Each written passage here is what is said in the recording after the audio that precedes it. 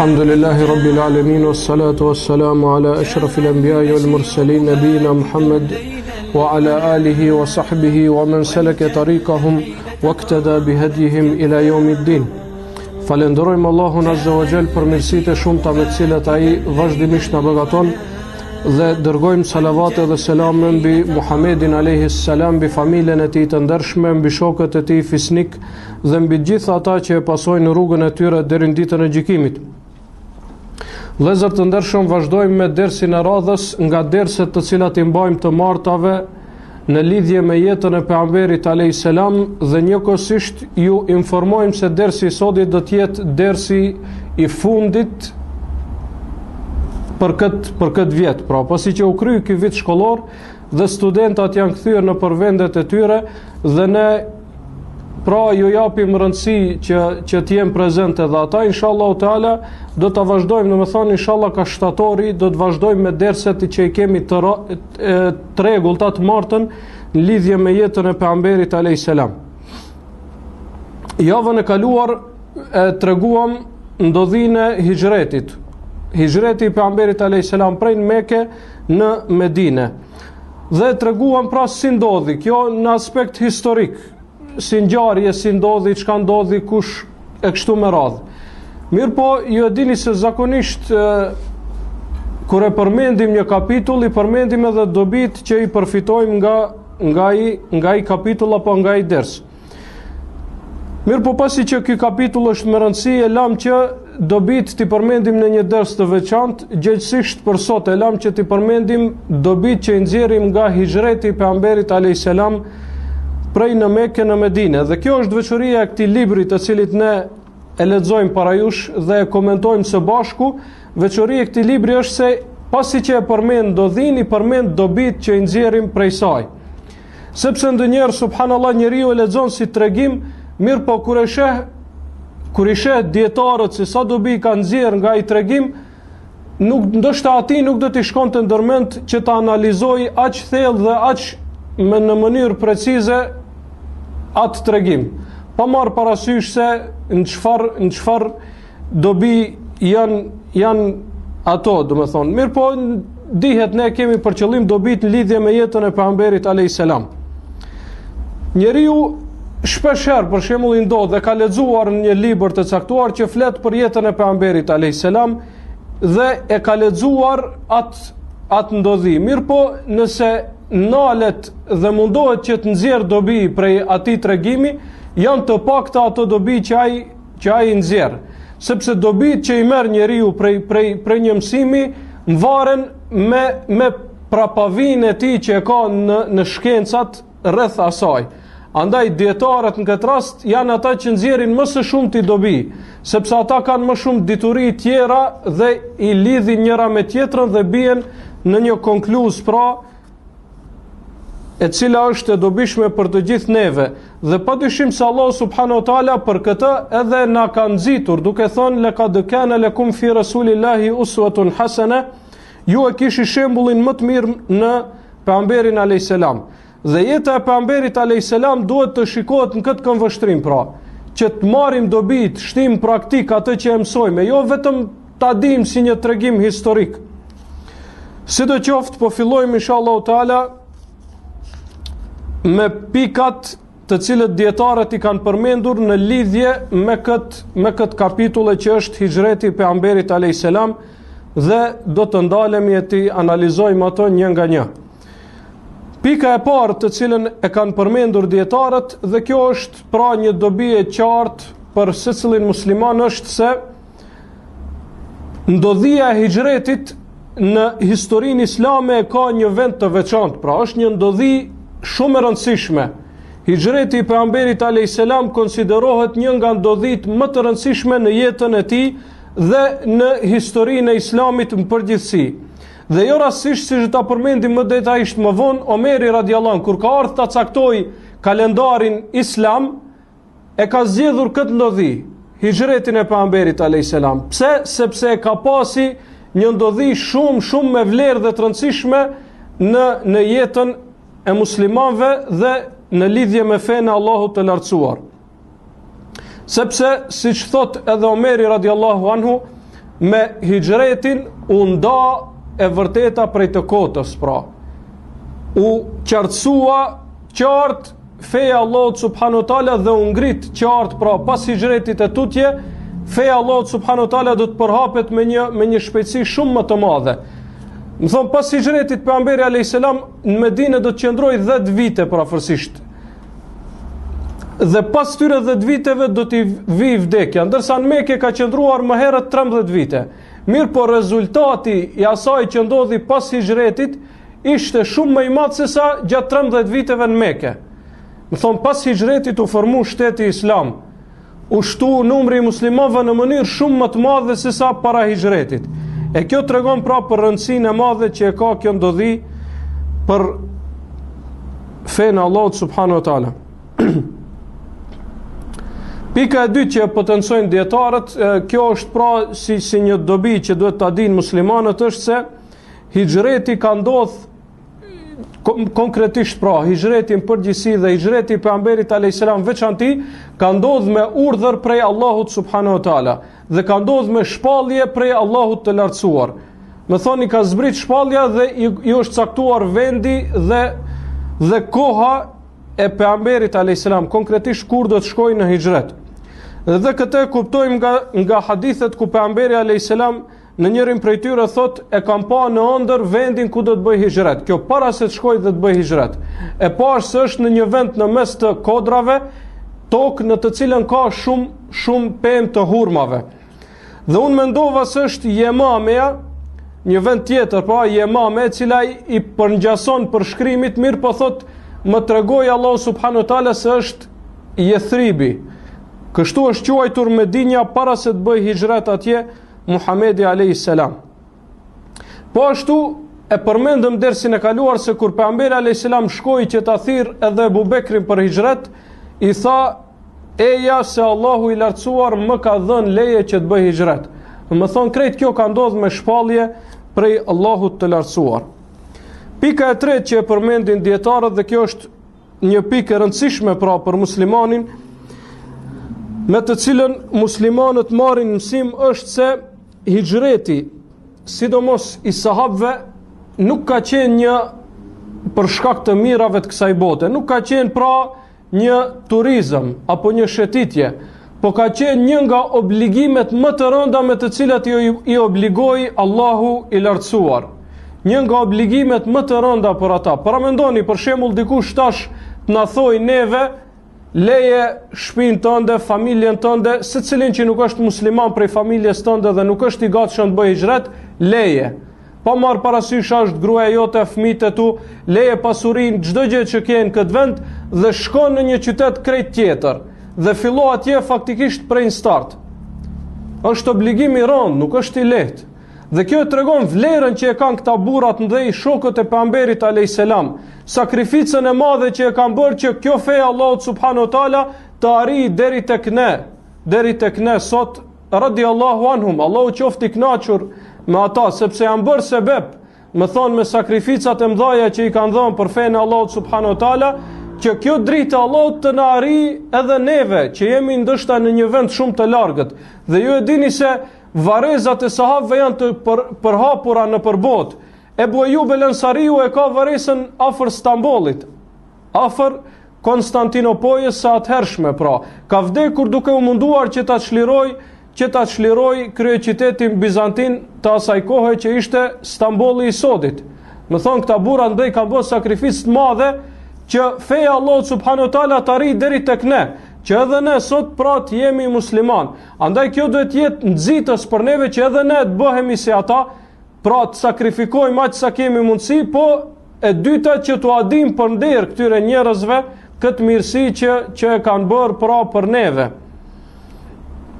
Dhe të themi për ata, siç është pra traditë e ehlus sunetit radiallahu anhum, Allahu qoftë i kënaqur me ata. Pika e katërt që e kam përmendur dietarët është se sahabët, edhe pse ky pra hijreti e përmendëm se hijreti ishte një obligim i rënd, nuk ishte diçka e lehtë. Mirë, po edhe për shkak kësaj sahabët më njëherë nxituan që ta çojnë vend këtë urdhër të Allahut subhanahu wa taala dhe të Muhamedit alayhis salam. Dhe nuk e bën pra fjalën dy, siç thot populli, po më njëherë shkuan në drejtim dhe e respektuan urdhrin e Allahut subhanahu wa taala.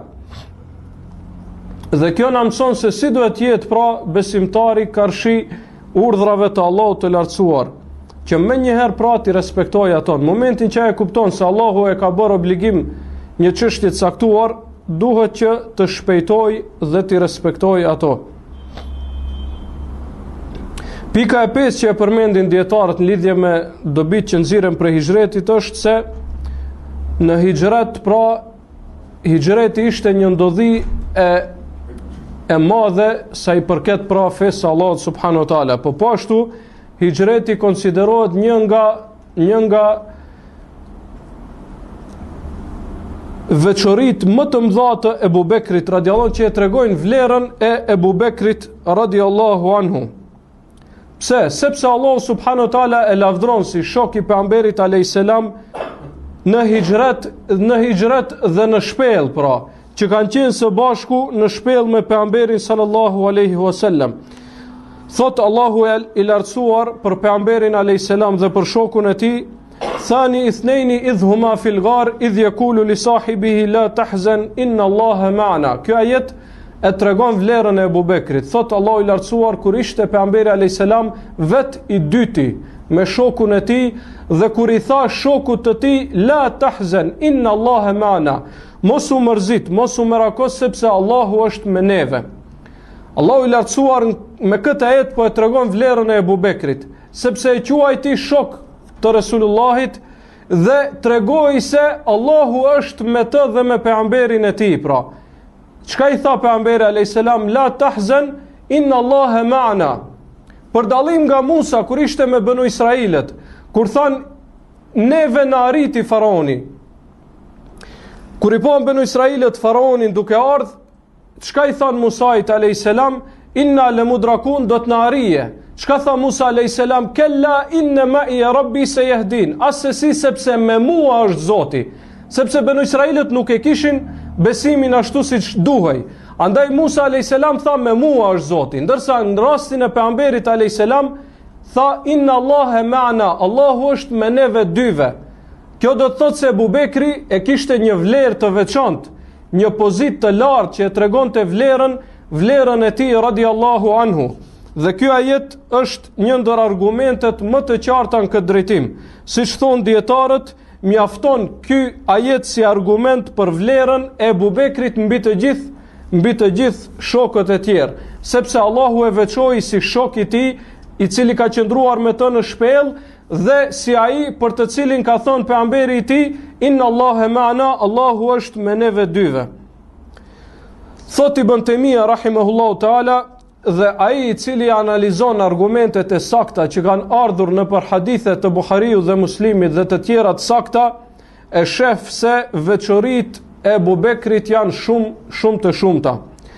Prej tyre thot hadithi i El Mukhale, do me thonë kur ka thonë pejgamberi alayhis salam, si kur të mirja Khalil, do me thonë grada më e lartë e miqësisë dhe dashurisë në mes të dy personave është El Khulle, i thojnë në gjuhën arabe. Thot si kur të mirja prej njerëzve ndonjë Khalil, do ta merja Ebu Bekrin radiallahu anhu, lakin në sahibekum Khalilullah. Mirë po, unë e thot jam Khalil i Allahut. Pra, Khalil në gjuhën arabe quhet ai i cili është mik, dhe nuk mund të ketë një njeri dy Khalila, patjetër që të jetë vetëm një miku më i veçuar dhe më i afërt tek ai. Thot pejgamberi alayhis salam, sikur ta mirja dikën mik të tillë të veçantë, do ta merja Ebu Bekrin. Mirë po thot, unë jam Khalilullah, unë jam mik me Allahun subhanahu wa taala, dhe nuk mund të ketë njeriu dy Khalila, do të thonë. Po ashtu hadithi i pejgamberit alayhis salam, ku thot pejgamberi alayhis salam i thot inna Allaha ma'ana, Allahu është me neve. Kjo tregon se Allahu është i kënaqur me Ebu Bekrin, ashtu siç është i kënaqur me të dërguarin e tij, sepse pejgamberi nuk bëri dallim në mes të atyre dyve. Po ashtu hadithi kur e kanë pyetur pejgamberin alayhis salam, cili prej shokëve tu është më i dashur dhe më i afërt tek ti, ka thënë Ebu Bekri. ka thënë Ebu Bekri. Po ashtu hadithi ku përmendet se pejgamberi alayhis salam ka desht t'ia shkruaj pas vdekjes së tij një porosi që Ebu Bekrin ta lënë si halife pra pas vdekjes së tij. Mirë po e ka lënë këtë se e ka ditë se besimtarët nuk ka mundësi që të zgjedhin dikën tjetër vetëm se Ebu Bekrit radiallahu anhu. Dhe ka thonë, o ya'ba Allahu wal mu'minun illa Abu Bekr. Nuk pranon Allahu as besimtarët që të jetë dikush halife pas meje pas Ebu Bekrit. E ka ditë pejgamberi alayhis salam se kjo do të ndodhë, andaj edhe nuk e ka pa të patjetërsueshme që ta shkruaj pra këtë si porosi pas vdekjes së tij që ta caktojnë atë, sepse ka ditë se kështu edhe do të ndodhë.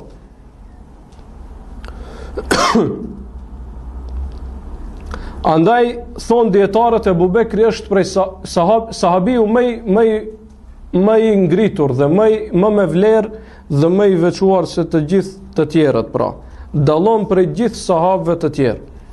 Po ashtu hijreti e tregon vlerën e Omerit radiallahu anhu, do me thonë të 4 halifeve të drejtë. Vlera e Omerit radiallahu anhu tregohet në atë se për dallim nga sahabët e tjerë, siç e përmendëm dersin e kaluar, Omer ibn al-Khattabi radiallahu anhu bëri hijret haptazi. Dol pra dhe ju tha, unë jam duke bërë hijret.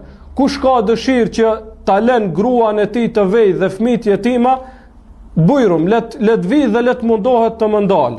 Dhe nuk pati asnjëri guxim pra që ti del përballë Omerit radiallahu anhu. Vlera e Uthmanit radiallahu anhu, si tregohet vlera e Uthmanit radiallahu anhu në hijret. Vlera e Uthmanit radiallahu anhu tregohet se Uthmani ka bërë hijret edhe në Etiopi, në Abisini më herët. Përveç hijretit në Medinë ka bërë edhe hijret në Etiopi dhe kjo tregon se, siç ka thënë pejgamberi alayhis salam, ata kanë shpërblim të dyfisht sepse i kanë bërë 2 hijrete. Në këtë tregohet vlera e Uthmanit radiallahu anhu, ndërsa vlera e Aliut radiallahu anhu tregohet në atë se pejgamberi alayhis salam e zgjodhi që ai të flej në shtratin e tij dhe t'i kthej emanetet që i kishin mushrikët që ja kishin lënë atij, edhe pse ishte në një moshë të re, pra 23 vjeçare. Dietarët thonë pra se ka qenë moshë 23 vjeçare. Pika e 7 që e përmendin dietarët është tek hadithi Aishës radiallahu anha që e përmendëm në dersin e kaluar. Aisha përmend një pikë me rëndësi, pra thot pejgamberi alayhis salam erdh tek ne në një kohë që nuk e kishte zakon të na vizitoj. Kjo tregon se pejgamberi alayhis salam e kishte zakon që shpesh t'i vizitoj ata. Mirë po, kur bëri hijret, erdh në një kohë që më herët nuk i vizitonte në atë kohë. Erdh pas dreke, pra pas namazit të drekës, në kohën kur dielli është në zenit dhe është më nxehtë dhe njerëzit janë në përshpia që mos të hetohet.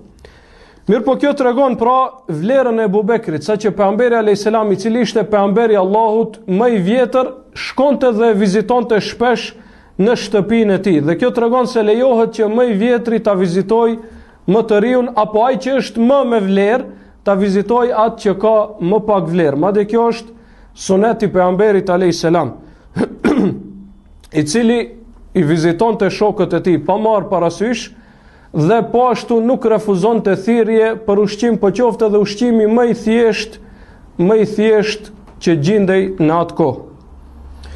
Pika e 8 që e përmendin dietarët është një edukatë e rëndësishme që e tregoi pejgamberi alayhis salam kur erdhi tek shtëpia e Abu Bekrit. Thot, kërkoi leje, pra trokiti nder dhe kërkoi leje për të futur brenda. E nuk hyri kështu me një herë, edhe pse ishte tek shtëpia e shokut të tij, ishte pejgamberi Allahut, mirë po pra e tregoi se si duhet jetë muslimani, duhet ketë edukat, që kur të shkojte në ndonjë vend të trokit, pa marrë parasysh sa është i afërt me atë, mirë po duhet pra që të merr leje para se të futet në shtëpinë e tij. Pika e 8 që e përmendin dietarët është në lidhje me, pra kjo është një pikë interesante, është se kur pejgamberi alayhis salam bëri hijret, ju e dini se mushrikët u tubuan dhe biseduan, ata vrasim, ata burgosim, ata përjashtojmë, atë çka të veprojmë me pejgamberin alayhis salam.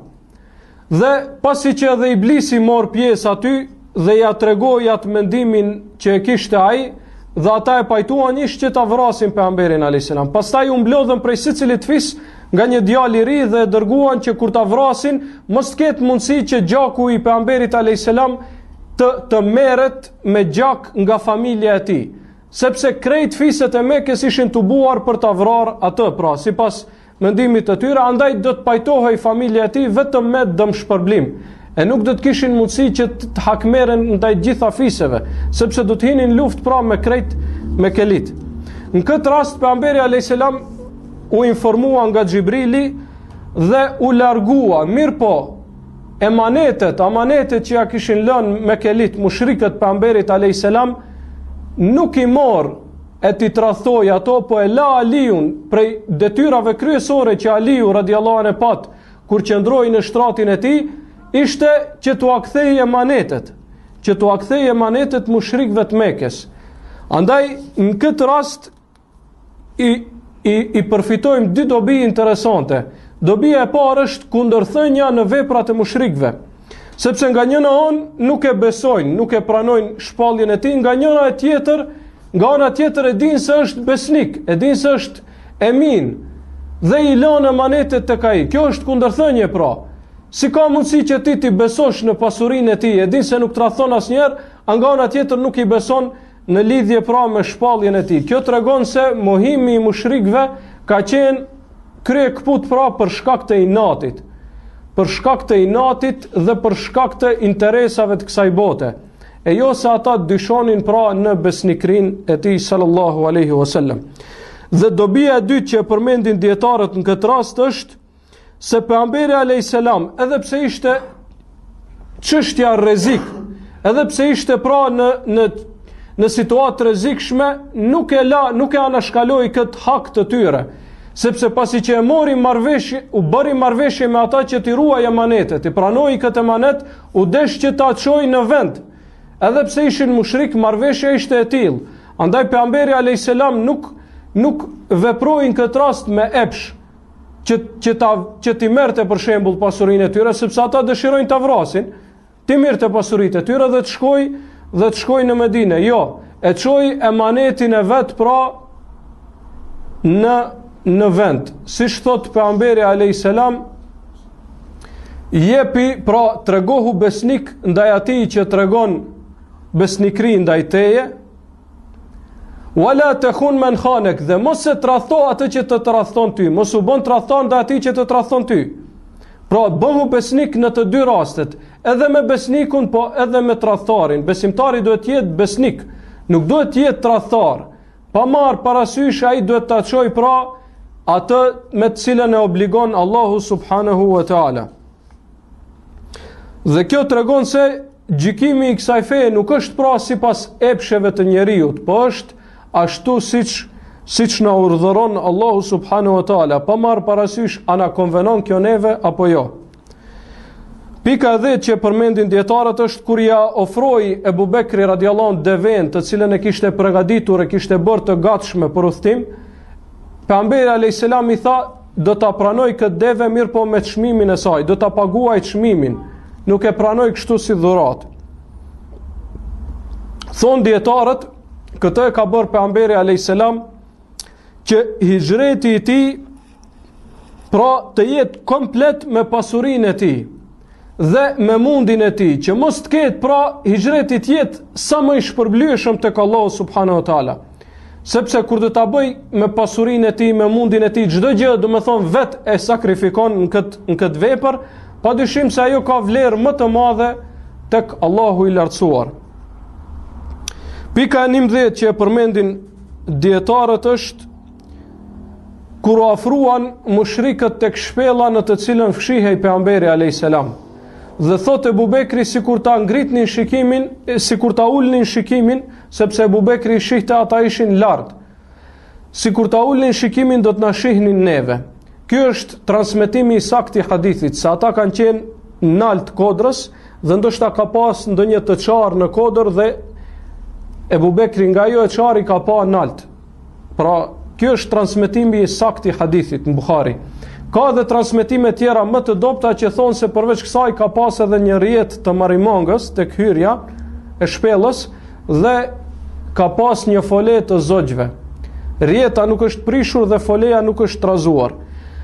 Këto transmetime janë më të dobta. Sidoqoftë ka mundësi që edhe kjo të ketë ndodhur, pra, që disa prej tyre kanë qenë nalt dhe kanë pas mundësi që nëse ulnin shikimin të shohën poshtë, mirë po Allah subhanahu wa taala nuk ka mundsoj një gjë të tillë dhe ka mundësi që disa të tjerë të kenë shkuar tek hyrja e shpellës, për shembull, dhe kanë pas se ka rrjet të marimongës, andaj këtë e kanë parë si argument se nuk ka hyrë askush në atë shpellë.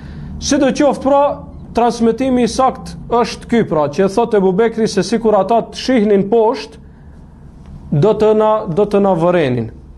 Në këtë rast thot pejgamberi alayhis salam, thot ma dhannuka bithnejni Allahu thalithuhuma.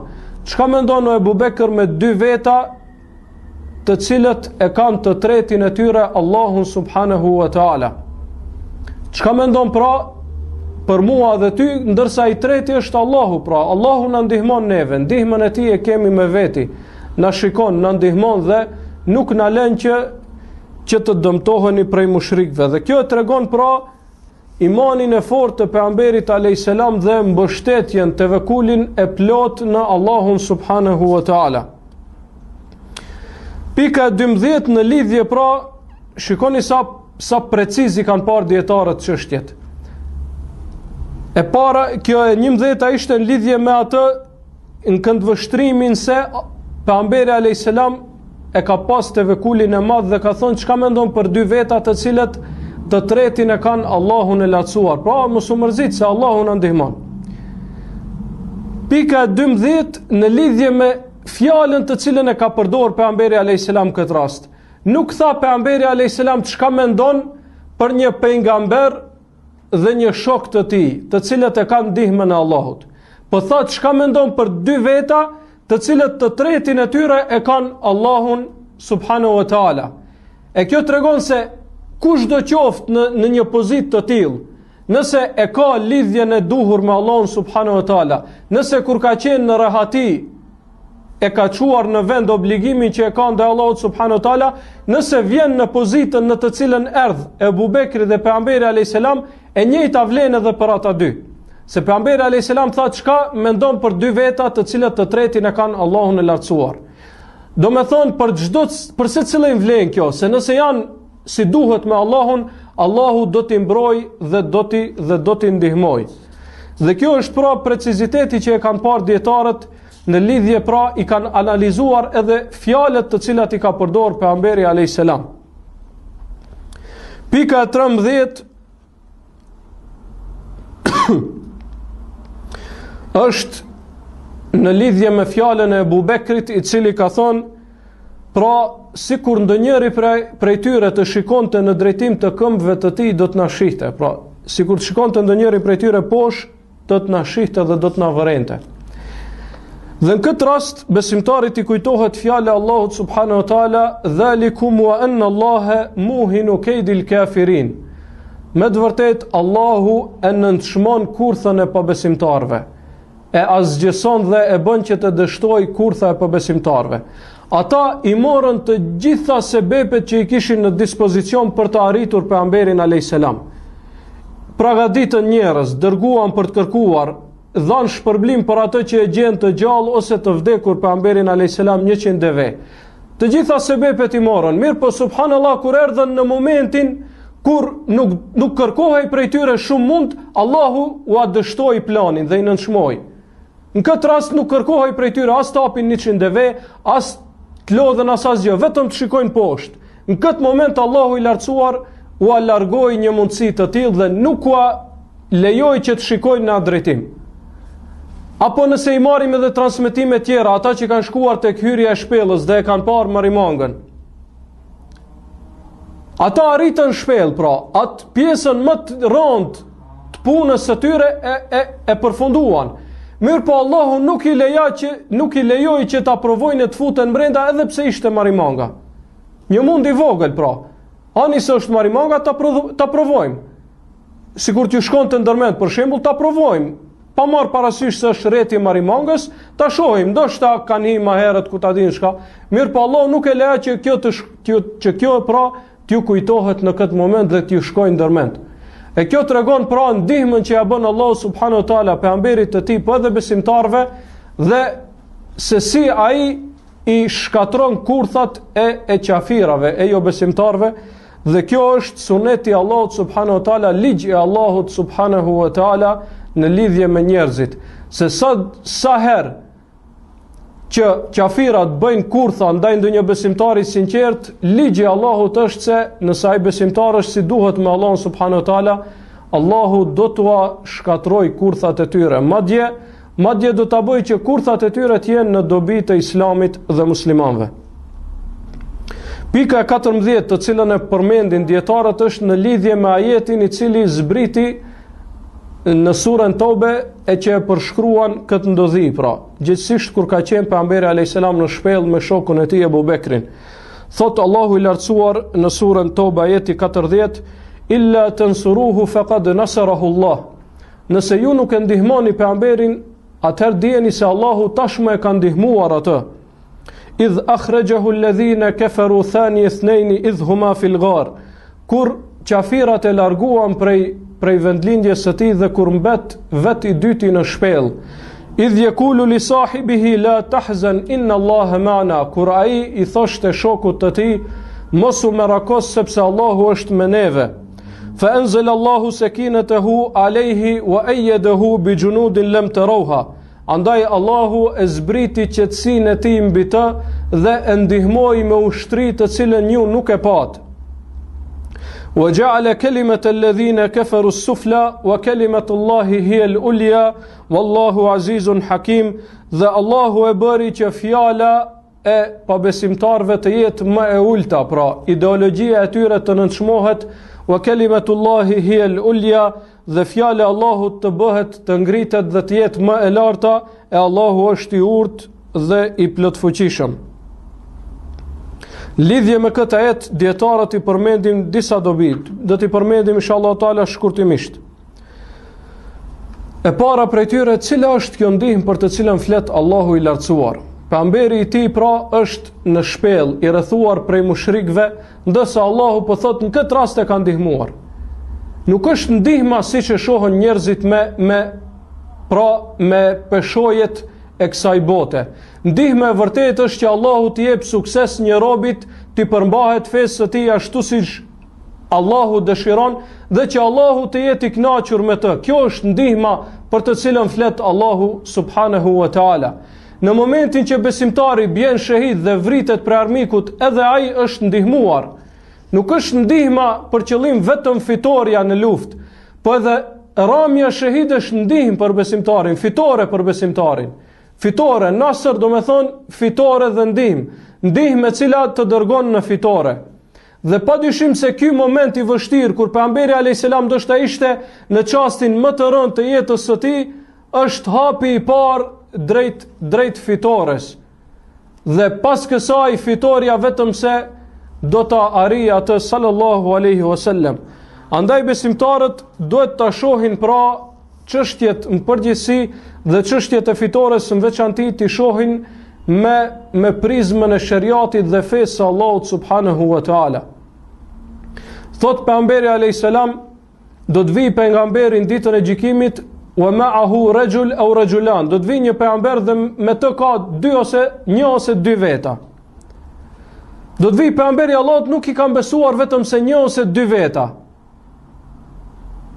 Wa an-nabi wa laysa ma'ahu ahad, dhe do të vi pejgamberi Allahut në ditën e gjykimit që nuk i ka besuar askush. A do me thonë se Allahu subhanahu wa taala nuk e ka ndihmuar këtë pejgamber? Jo. Allahu e ka ndihmuar, mjafton që ai misionin e ka kryer dhe ka arritur kënaqësinë e Allahut dhe xhenetin e tij. Pa marr parasysh rezultatet e kësaj bote, e cila tek Allahu nuk vlen asgjë se a janë të mëdha apo të vogla, ajo konsiderohet ndihmë prej Allahut subhanahu wa taala që njeriu pra ta çojë në vend si duhet atë me të cilën ai obligohet. Dhe kështu duhet t'i shohim gjërat. Ne duhet ta çojmë në vend obligimin ton, pastaj rezultati është në dorë të Allahut subhanahu wa taala, e nuk është në dorën tonë. Ne duhet ta bëjmë thirrjen, ta japim mundin ton, pastaj rezultati është në dorë të Allahut subhanahu wa taala, e asesi nuk është në dorën tonë. Pika e dytë që e përmendin dietarët në lidhje me këtë ajet është se forma se si është filluar ajeti është në një formë qortuese, pra për besimtarët në përgjithësi. Illa tansuruhu faqad nasarahu Allah. Nëse ju, pra, si një formë qortimi apo vërejtjeje ndaj besimtarëve, nëse ju nuk e ndihmoni, e ka ndihmuar Allahu. Dijeni se Allahu i ndihmon, nuk ka nevojë pra për ndihmën tuaj. Dhe nga ky qortim del Ebu Bekri. Del Ebu Bekri radiallahu anhu, sepse ai në këtë ajet, pra në të njëjtin ajet, përmendet si njeri i cili ka qenë me të në atë çast dhe të cilit i ka thonë pejgamberi alayhis salam mos u mërzit sepse Allahu është me neve. Dhe kjo tregon vlerën e Ebu Bekrit, pra. Shikoni sa preciz i kanë parë dietarët argumentet në lidhje me këtë çështje.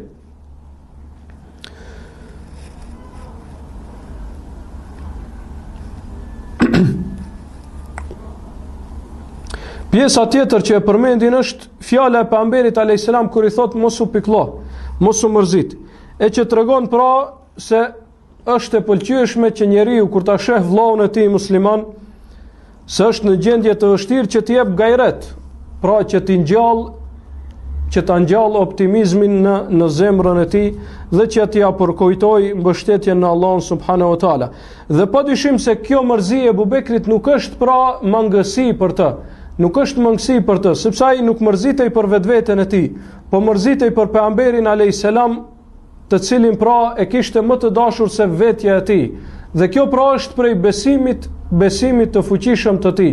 Saqë ju e dini pra në transmetim thuhet se Ebu Bekri duke u kujdesur për pejgamberin alayhis salam, saqë pejgamberi alayhis salam e vendoi kokën e tij tek kofsha e Ebu Bekrit, që të ketë rehati në gjumë, pra Ebu Bekri ja vendoi kofshën që të mund të mbështetet pejgamberi alayhis salam, dhe në këtë rast Ebu Bekri i mbylli pra vrimat e shpellës. I mbylli vrimat e shpellës që mos të vinë ndonjë akrep ose ndonjë gjarpën e ta kafshoj pejgamberin alayhis salam. Dhe duke qenë këtë gjendje e kafshoi akrepi Ebu Bekri radiallahu anhu dhe nga dhimbta e madhe i pikoi loti në faqen e pejgamberit alayhis salam. Mirë po nga kujdesi që mos ta zgjoj pejgamberin alayhis salam, as nuk bërtiti, as nuk nxjori as një zë, pra. Nga kujdesi i madh që e kishte për pejgamberin e Allahut subhanahu wa taala. Dhe kjo tregon se mërzia e tij në këtë rast pra është e pëlqyeshme, sepse mërzitej për pejgamberin alayhis salam, jo për vetveten e tij apo për ndonjë interes të tij. Po ashtu disa dietarë në lidhje me këtë ajet kur thot Allahu dhe Allahu e zbriti qetësinë e tij mbi të. Allahu e zbriti fa anzala sakinatahu alayhi. Fa anzala Allahu sakinatahu alayhi. Allahu e zbriti qetësinë e tij mbi të. Kjo është pra si një dhunti për atë. Dietarët thonë, shumë prej dietarëve kanë thonë se me këtë pjesë të ajetit është për qëllim Ebu Bekri radiallahu anhu, sepse pejgamberi alayhis salam tashmë ishte i qetë. Nuk ishte ai i cili mërzitej apo friksohej apo shqetësohej, po ishte Ebu Bekri ai i cili piklohej dhe friksohej që mos t'i shohin pra mushrikët. Andaj fa anzala Allahu sakinatahu alayhi, Allahu e zbriti qetësinë e tij mbi të.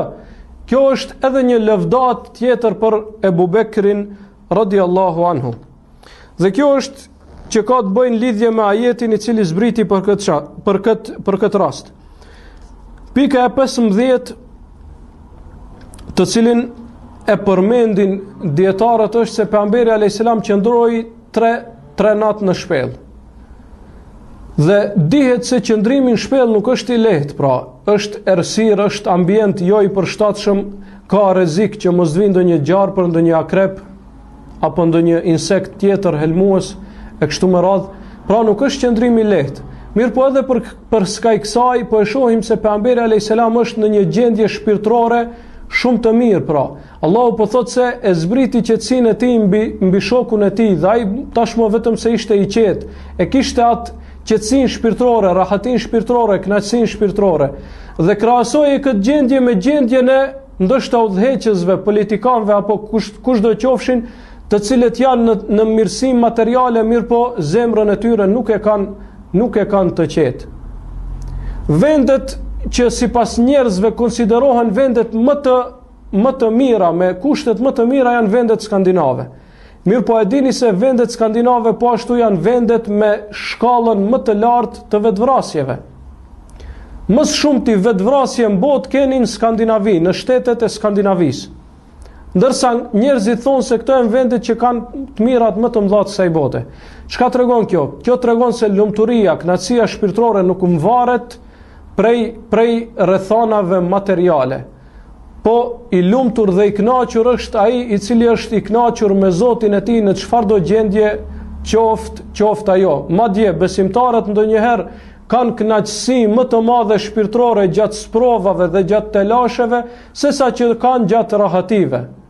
Sesa që kanë gjatë rahative. Thot Omeri radiallahu anhu, e kena përjetuar ëmbëlsinë, kënaqësinë më të madhe të imanit gjatë sabrit, kur kena pas më shumë ti nevojë pra që të bëjmë sabër. Dhe kjo është ajo mirësia e imanit, mirësia e besimit. Sepse Allah subhanahu wa taala e bën që të ketë kënaqësi shpirtërore ai njeri në çfarëdo gjendje qoftë në gjendje të mirë, qoftë në gjendje të vështirë.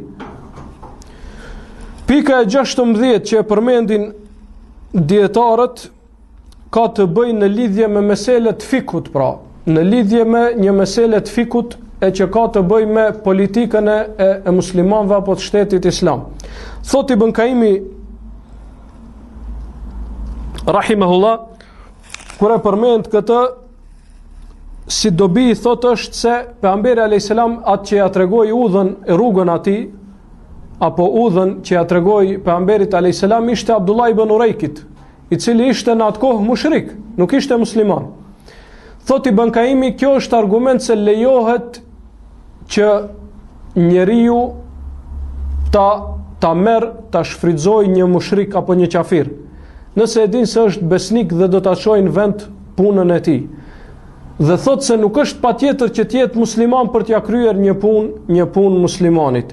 Lejohet që të jetë mushrik, qafir, dhe që ta marrësh me qira për ndonjë punë të caktuar të kësaj bote.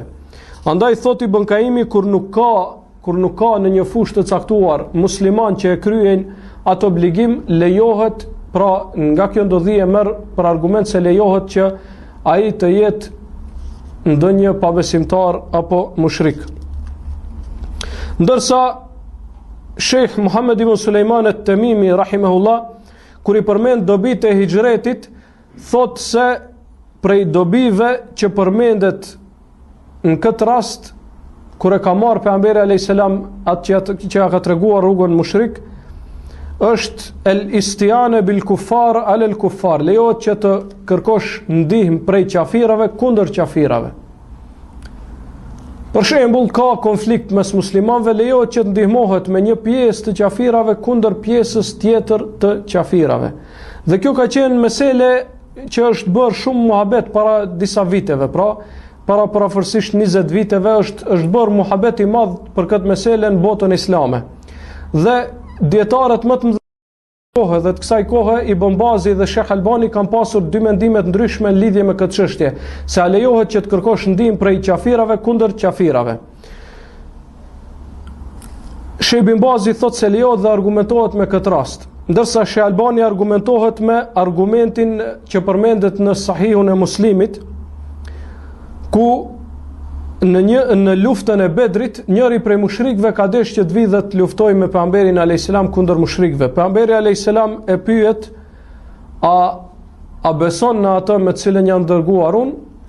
Thot jo. Atëherë thot kthehu sepse nuk kam nevojë që të më ndihmojë ndonjë mushrik. Dhe kjo është mesele pra të dietarët, që dietarët kanë dy mendime, nuk është vetëm të dietarët bashkor, po edhe të dietarët e mëhershëm kanë dy mendime këtë, a lejohet që të kërkosh ndihmë prej mushrikit kundër një mushrikit, apo të ndihmohesh prej mushrikit kundër një mushrikit. Dhe mendimi i Ibn Bazit në këtë rast dhe i shumë prej dietarëve të mëhershëm është se lejohet, dhe merr për argument një rast që ka ndodhur pas luftës së Bedrit. Në luftën e Hunenit, së bashku me pejgamberin alayhis salam morën pjesë në luftë edhe disa fise mushrike, disa mushrik morën pjesë në luftën e Hunenit. Dhe kjo, thot Ibn Bazi, është argument se ky hadith në luftën e Bedrit që pejgamberi alayhis salam nuk e ka marrë mushrikun për ndihmes, është abroguar apo është anuluar kjo dispozit. Disa dietar tjerë kanë thonë se merren në ndihmë në atë rast kur janë, pra nuk janë të nderuar, po në ndonjë ndihmë ku janë të nënçmuar si qafira, nuk e kanë pozitën e lartë, pra në krahasim me muslimanët. Sidoqoftë, Allahu Teala alem, kjo është prej argumenteve, ky rast se lejohet që të ndihmohesh me një qafir kundër një qafiri tjetër.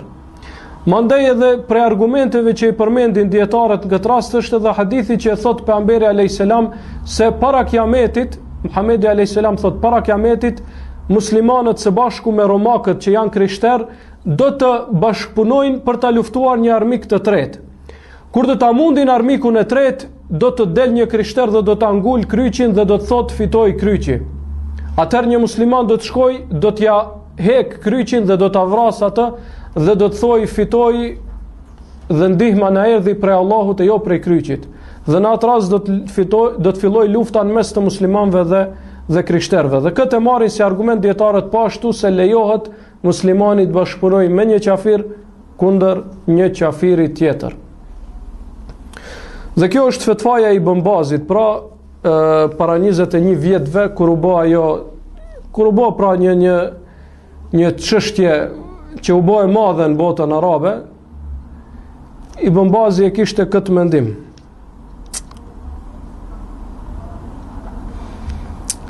Dobia 17 është në rastin e Suraka ibn Malikut, i cili në atë kohë ishte mushrik dhe shkoi që ta zonjë pejgamberin alayhis salam. Dhe përmendëm dersin e kaluar se Allahu nuk e lejoi që kafsha e tij t'i afrohet pejgamberit alayhis salam dhe këmbët e kalit u shafitën në tokë. Suraka e përshkruan këtë moment duke thënë pejgamberi alayhis salam këtë rast kur desha t'i afrohem ishte duke lexuar Kur'an dhe nuk kthehej për të shikuar mbas ose anash. Pra si një njeri që nuk brengoset e lexonte librin e Allahut subhanahu wa taala. Dhe thonë dietarët, kjo është që e tregon se si duhet shfrytëzohet koha. Pejgamberi alayhis salam ishte në udhtim me telashet dhe rëndesat e udhtimit, mirë po edhe për shkak kësaj e lexonte librin e Allahut subhanahu wa taala dhe shfrytëzonte çdo moment pra për të shtuar ibadetet ndaj Allahut subhanahu wa taala. I hypur në kafsh duke udhtuar e lexonte librin e Allahut subhanahu wa taala. Dhe kjo është nxitje për besimtarin pra që ta shfrytëzoj kohën sa më shumë. Pika 18 dhe 19 që e përmendin dietarët është në lidhje me dy hadithe që janë transmetuar, pra dy transmetime, sepse hadithe ka më shumë, në lidhje me hijretin. Në disa transmetime është transmetuar se pejgamberi alayhis salam ka thënë la hijrata ba'da al-fath, nuk ka hijret pas çlirimit të Mekës. Dhe është transmetuar nga Aisha radiallahu anha se është pyetur nga shokët e pejgamberit alayhis salam pas vdekjes së pejgamberit alayhis salam, a ka hijret? Aisha ka thënë tash nuk ka hijret, sepse Islami është përhapur, feja e Allahut është e fortë. Dhe nga ana tjetër është transmetuar se pejgamberi alayhis salam e ka lejuar dhe ka thënë se hijreti do të vazhdojë deri në ditën e gjykimit, përderisa luftojnë muslimanët me qafirat, hijreti do të vazhdojë. Dhe kjo kuptohet, pra dietarët kanë thënë se kjo kuptohet në këtë formë. Sa i përket hadithit ku pejgamberi alayhis salam thotë la hijrata ba'da al-fath, nuk ka hijret pas çlirimit të Mekës, do të thonë hijret në Medinë. Nuk është më obligim hijreti prej Mekës në Medinë pas çlirimit të Mekës, sepse Mekja u bë shtet islam. Hadithi Aishës ku pyetet për hijretin, do të thonë nuk është obligim në këtë kohë. Aisha ka dhënë fetva për kohën e saj. Ka thënë në këtë kohë nuk është obligim, sepse Islami është përhapur. Feja e Allahut është e fuqishme në tokë dhe nuk e ka njeri obligim që të shkojë prej një qyteti në një qytet tjetër, sepse tashmë i ka kapluar pra tërgadishun arabik, po edhe më gjerë ka kapluar feja Allahut subhanahu wa taala. Ndërsa hadithet që thonë se hijreti do të vazhdojë deri në ditën e gjykimit, kuptohen se do të ketë raste, nuk është si dukuri e krejt umetit, mirë po do të ketë raste kur disa prej muslimanëve do t'i bëhet obligim hijreti në rast se nuk i lejohet në vendin ku është që ta praktikoj fenë Allahut subhanahu wa ta'ala. Andaj, kështu pra duhet t'i kuptojmë hadithet që në shikim të parë neve si ignorant që jemi na duken si kundërthënëse. Duhet ta shohim se çka kanë thënë dietarët për këto. Dhe ta kuptojmë se nuk ka mundësi që të ketë pra kundërthënie në mes të fjalëve të Allahut subhanahu wa taala. Dobia 20 që e përmendin dietarët është fjala e mësuesit Ibn Uthayminit Abdurrahman Es-Sadit, i cili thot kur don Allahu i lartësuar që ta ngrit pejgamberin e tij, e ndihmon vet ai duke ja larguar të gjitha sebepet e kësaj bote, pra. Dhe përmend rastin e Ademit a.s. kur e ka ngrit para melekëve, kur e ka mësuar dhe me të njëjtën gjë i ka sprovuar të tjerët. Dhe po ashtu Muhammedin a.s. e ka ndihmuar dhe e ka ngritur në një moment kur ka qenë në gjendjen më të vështirë që është e mundshme pra në jetën e tij. Kur ka qenë më vështirë, mu në atë çast ka filluar ngritja e tij dhe pra përhapja më e madhe e fesë së tij, e që është pas hijretit pra që e bëri ai sallallahu alaihi wasallam.